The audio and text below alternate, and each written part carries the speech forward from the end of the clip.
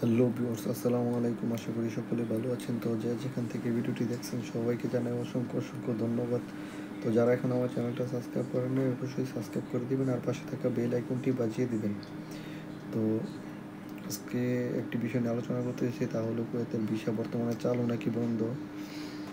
তো কুয়েতের ভিসা এতদিন চালু আছিল, তো দেখা গেছে এখন বর্তমানে আরব কান্ট্রির যে পরিস্থিতি ও মধ্যপ্রাচ্য দেশগুলোর মাঝে যে পরিস্থিতি, তো বর্তমানে নতুন কোনো লোক মধ্যপ্রাচ্য আরব কান্ট্রি বলতে কুয়েতের মাঝে নতুন কোনো লোক আপাতত ঢুকতেছে না। তো যারা ফ্লাইটও কমাই দিছে, অনেক ফ্লাইট কমাই দিছে। তো দেখা গেছে আপনার সোমবারে অনেক ফ্লাইট কুয়েত থেকে উঠছিল, কিন্তু ওদের গন্তব্যস্থানে যায় নাই। আবার কুয়েত বেকাইসা উঠছে। কুয়েতের আকাশ পুরা ফাঁকা ছিল। পরের দিন মঙ্গলবার সকালে ফ্লাইট চালু করছে। তো তারপরও অনেক কম ফ্লাইট চালু করছে, আগের থেকে অনেক কম ফ্লাইট আপাতত অনেক কম চলতেছে। তো নতুন কোনো লোক ঢুকতেছে না। তো দেখা গেছে ইরান আর ইসরায়েলের যুদ্ধ চলতেছে। তো সোমবারে কাতার হামলা দিছে, কারণ ওইখানে আমেরিকার সেনাবাহিনী ক্যাম্প আছে।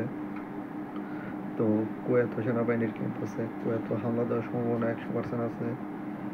তো এর জন্য আর কি কুয়েতের সরকার সাময়িক সময়ের জন্য ফ্লাইট অল্পভাবে চালু করছে, তেমন ফ্লাইট চলতেছে না। তো যারা আর কি ছুটিতে গেছে দেশে তারা আর কি আসতেছে।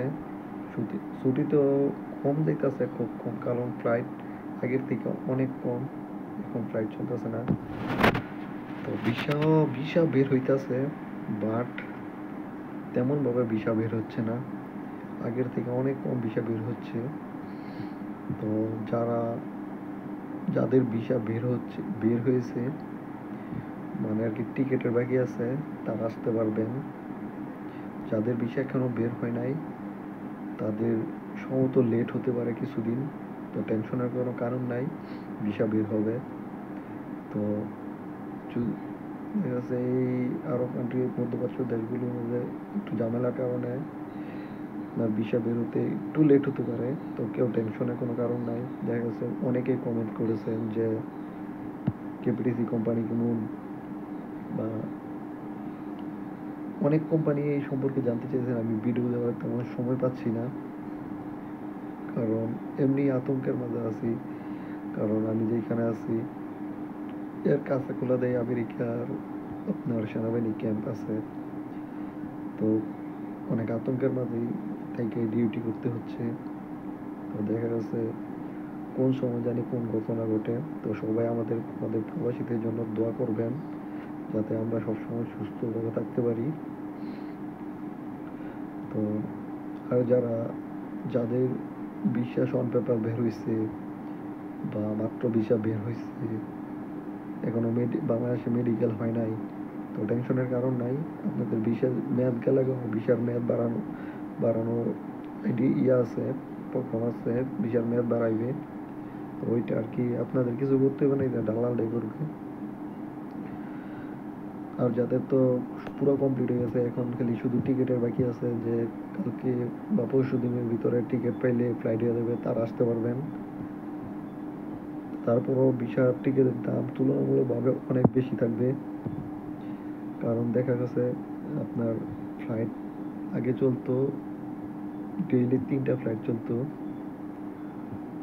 আর বাংলাদেশ এয়ারলাইন্সের ফ্লাইট তো হয়তো 1 মাস 2টা বন্ধ, ঈদের কারণে একটা ফ্লাইট দিছিল না, 2টা জানি ফ্লাইট আছিল। এখন তো আবার পুরোপুরি টোটালি বাংলাদেশ এয়ারলাইন্স, যেটা 777 যেটা বলি বাংলাদেশের সবচেয়ে বড় বিমান, বাংলাদেশ থেকে আবার তো কোনো একটা বিমানও কুয়েত আসে না। কুয়েত থেকে 2টা জাজিরা এয়ারলাইন্স, একটা কুয়েত এয়ারলাইন্স যায় তো। কিন্তু কালকে শুধু একটা বিমান গেছিল কুয়েত এয়ারলাইন্স, যেটা ইন্ডিয়ার ভিতরে প্রবেশ করে গেছে, পরে সব ফ্লাইট বন্ধ করে দিছে। ওইটা বাংলাদেশে পৌঁছাইছে। তো ওইটা বাংলাদেশ থেকে লেটে ছাড়ছে, বাংলাদেশ থেকে সকালে ছাড়ছে।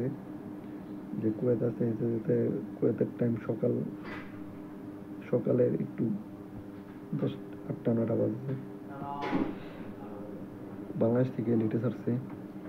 তো যাই হোক, বুঝতে পেরেছেন ভিসা যাদের এখনো বের হয় নাই, টেনশনের কারণে ভিসা বের হয়ে যাবে। আশা করি ভিডিওটি বুঝতে পেরেছেন।